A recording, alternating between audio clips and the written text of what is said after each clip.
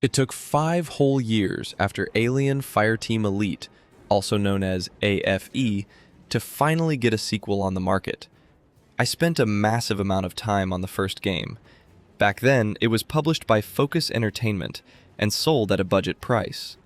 But now, this AFE 2, well, it changed publishers and jacked up its price too. To be honest, that didn't necessarily worry me at first. I thought, maybe there's a bigger budget with a new publisher, and if they're raising the price, it's because the overall scope of the game is going to be way more ambitious.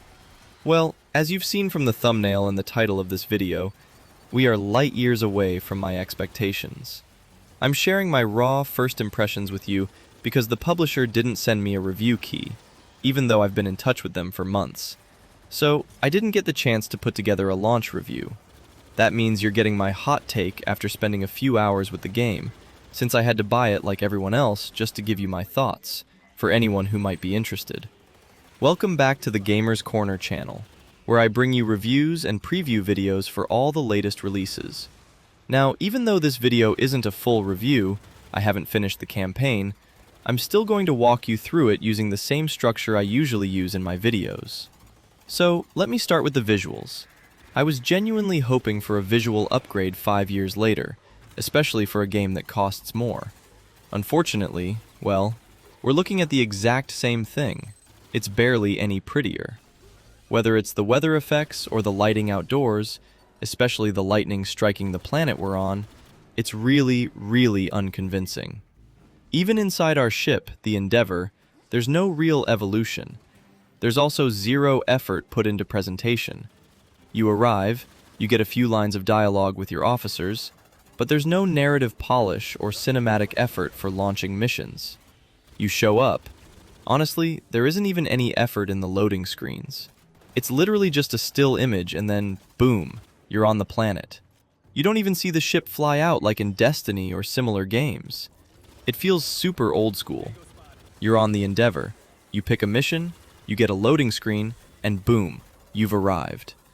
Visually, like I said, it feels really, really dated. And technically, the game just isn't stable, regardless of the platform.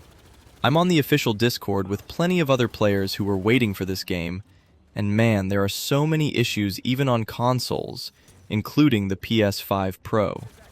On board the Endeavor, which serves as our hub, it's not immersive at all. There are massive frame rate drops. For me on PC, what really bothered me, and I easily meet the required specs, are the freezes. And this isn't just on PC either. It's happening across multiple platforms. You'll see it in the gameplay footage, but every now and then, the game just hitches when you turn around. It stops dead, it stutters constantly, and it's extremely annoying. Another issue is the bugs. I'm showing it on screen right now. I literally got stuck inside some crates. All I did was dodge roll, and I couldn't get out. I had to die just to reset. Next up, mission progression is extremely linear. It's the exact same format we had 5 years ago. Straight line pathing, basic objectives, hold your position while you activate or deactivate some system. You'll recognize most of the enemy roster, though thankfully it's been expanded with a few additions, but you'll still recognize almost all the xenomorphs and synth robots. But compared to the first game, the big issue here is that the atmosphere completely falls flat. For instance, by the second mission, you're already fighting synthetic androids. In the original, it took time before you faced those enemies, and there was build-up, staging, and dialogue like, "Wait, I think I saw it move." Not here. Here they just show up like it's nothing.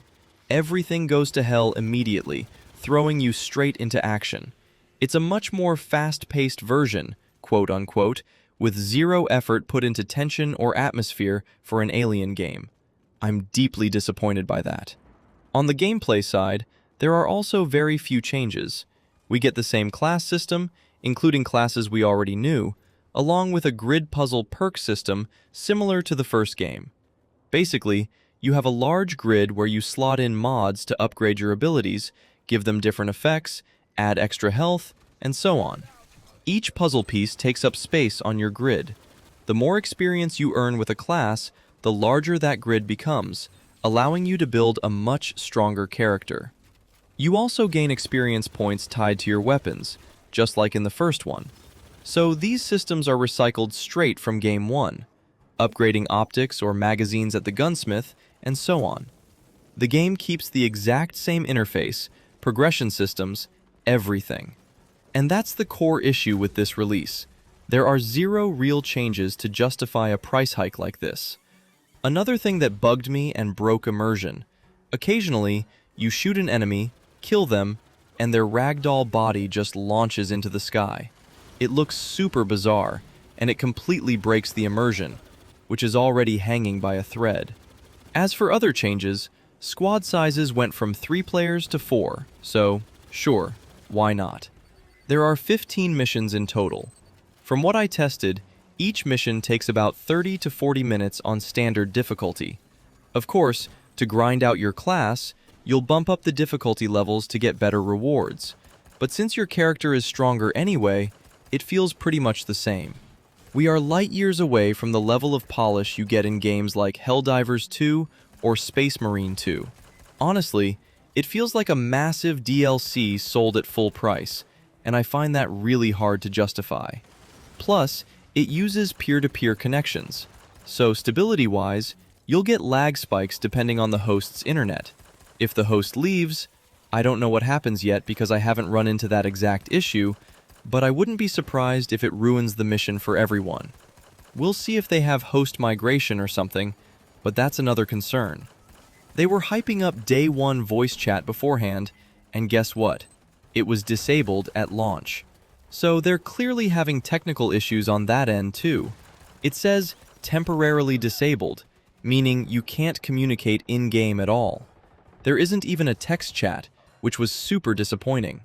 So, bottom line for these first impressions, I genuinely cannot recommend it right now. You can get far superior games for $50, which is what this costs. As a reminder, the original Alien Fireteam Elite was $30. Just look at that price gap. I expected so much better, and honestly, it's a huge disappointment. The mission structure is identical to a 5-year-old game. Visually, there's barely any gap between the two titles. Gameplay-wise, there are way too few changes to justify the price tag. As for length, there are 15 missions taking 30 to 40 minutes max each. Overall, it's extremely mixed, and the game is currently getting torn apart on Steam and social media anyway. I'm a bit bummed because I don't know if I ended up on some publisher blacklist, but this is the second poorly optimized game to come out this summer where, despite being in touch with the publisher for months, I couldn't get a review code in time. Honestly though, I don't care, because I'm bringing you this video anyway, even if it lands after the embargo. Guys, skip this one. Let me tell you, there are new missions in Space Marine 2 and plenty of other games dropping soon. You can find way better value for your money at this price. Maybe pick it up during a massive sale down the road. I wouldn't mind paying DLC price for it, you know? If it hits $20 on sale someday, sure. Play through the campaign, cool.